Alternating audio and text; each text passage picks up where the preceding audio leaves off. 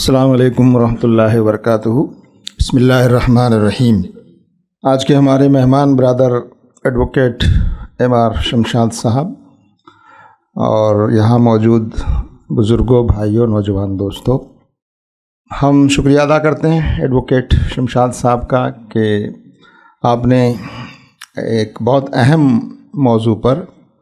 جو قانونی بھی ہے، اس میں قانونی پیچیدگیاں ہیں، مگر اس کو آسان کر کے ہمارے لیے یہاں پیش کیا ہے۔ اور مجھے خوشی ہے اس ہال میں جتنی کیپیسٹی ہے اس سے زیادہ لوگ یہاں آئے ہیں، جو اس بات کی علامت ہے کہ آپ حضرات اس موضوع کے بارے میں بہت فکر مند بھی ہیں، جاننا چاہتے ہیں، اور بہت اہم موضوع ہے یہ، خاص طور سے مسلمانوں کے لیے۔ تو الحمدللہ بہت اہم باتیں یہاں آئی ہیں۔ میں صرف ایک دو باتیں عرض کرتا ہوں، اور وہ یہ کہ جو یہاں سوال کی شکل میں بھی آئی ہیں چیزیں، کہ ایک تو جو حکومت اس وقت مرکز میں ہے وہ صرف ایک سیاسی پارٹی نہیں ہے، بلکہ وہ ایک آئیڈیالوجیکل پارٹی ہے،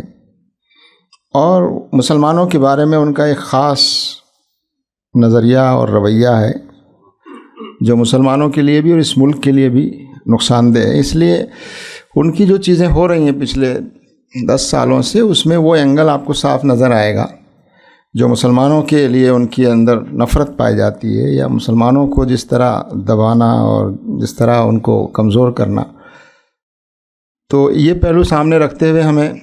دیکھنا اور سوچنا پڑے گا۔ لیکن ایک اچھی بات جو اس وقت سامنے آئی ہے وہ یہ کہ وقف بل جو پیش ہوا ہے وہ جوائنٹ پارلیمنٹری کمیٹی کو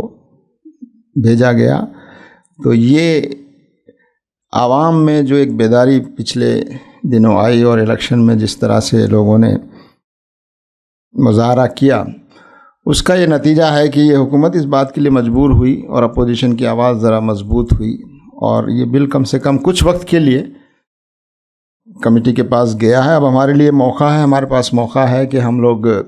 کوشش کریں جتنی ممکن ہے کہ جو کمیٹی کے ممبران ہیں ان سے ہماری ملاقاتیں ہوں، ان کو صحیح معلومات فراہم کی جائیں، جو کنسرنس ہیں وہ ان کو بتائے جائیں۔ تو الحمدللہ یہ کام شروع ہو چکا ہے، اور بل کے آنے کا اندیشہ ہم کو تھا، اس سے پہلے ہی ہم نے ملاقاتیں شروع کر دی تھی، اور اپوزیشن کے لوگوں سے بھی، اور ایون جو گورنمنٹ کے جو الائز ہیں، این ڈی اے کے الائز ہیں، ان سے بھی ہمارے ذمہ داروں کی ملاقاتیں ہوئیں، اور ان کے سامنے کنسرن اس بل کے پارلیمنٹ میں آنے سے پہلے ان کے سامنے پیش کیا گیا، اور انہوں نے ہمیں اس سے پہلے یقین دلایا، بلکہ ایک دن پہلے ہی ہم کو بتایا کہ نہیں، ہم پوری کوشش کریں گے، اور ہمیں امید ہے کہ یہ بل جو ہے وہ جوائنٹ پارلیمنٹ کمیٹی کو جائے، اور الحمدللہ اس میں کامیابی ملی ہے۔ تو اب یہ جو موقع ملا ہے اس کو انشاءاللہ جماعت اسلامی ہند بھی کر رہی ہے الحمدللہ، اور آپ حضرات میں بھی جو لوگ تعلقات ہیں، مسلم پرسنل لا بورڈ بھی اس میں ایکٹیو ہے۔ تو الحمدللہ ہم جماعت کی حیثیت میں اور دوسری جو جماعتیں، تنظیمیں ہیں، ان کے ساتھ مل کر اس کام کو انشاءاللہ کریں گے۔ اور جہاں تک سوال آئے ہیں کہ جو ہماری پرانی قدیم مذہبی عمارتیں ہیں، مساجد ہیں، ان کے سلسلے میں جو پچھلے دنوں بہت ساری چیزیں ہوئی ہیں، ڈیمولیشن اور مسجدیں ہٹانا، اس پر بھی الحمدللہ ملت بھی اور خود جماعت اسلامی ہند کی جو ٹیم ہے مرکز میں، اور خاص طور سے وقف سے متعلق جو شعبہ ہے ہمارا،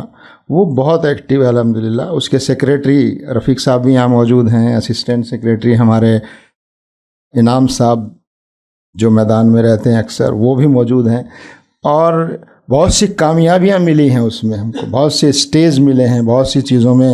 نمایاں کامیابی ملی، اس کا موقع یہاں پر نہیں ہے۔ تو لیکن اگر اور الحمدللہ ملت کے بھی ہمارے ایڈوکیٹ حضرات بھی اور دوسرے لوگ بھی اس میں بہت تعاون کر رہے ہیں، تو ملت کی یہ بیداری جو ہے یہ الحمدللہ ایک بہت خوشی کی بات ہے اور اچھی علامت ہے۔ انشاءاللہ اس طرح کوشش کریں گے تو یہ جو فتنے سامنے آ رہے ہیں ان کا مقابلہ ہم انشاءاللہ کر سکیں گے۔ تو وقت کافی ہو گیا ہے، میں ایک بار پھر ہمارے مہمان برادر ایم آر شمشاد صاحب کا شکریہ ادا کرتا ہوں، اور کہ انہوں نے وقت نکالا اور ہمارے لیے بہت آسان انداز میں، الفاظ میں اس اہم مسئلے کو ہمارے سامنے پیش کیا اور ہمیں اپنی ذمہ داریوں کی طرف بھی متوجہ کیا۔ اللہ تعالیٰ سے دعا ہے کہ اللہ تبارک و تعالی ہماری مدد و نصرت فرمائے اور ہمارے مسائل کو آسان فرمائے، اور اس ملک میں امن و امان، اور مسلمانوں کے لیے اس ملک میں اپنے راہوں کو اور زیادہ آسان فرمائے۔ وآخر دعوانا ان الحمد للہ رب العالمین۔ السلام علیکم۔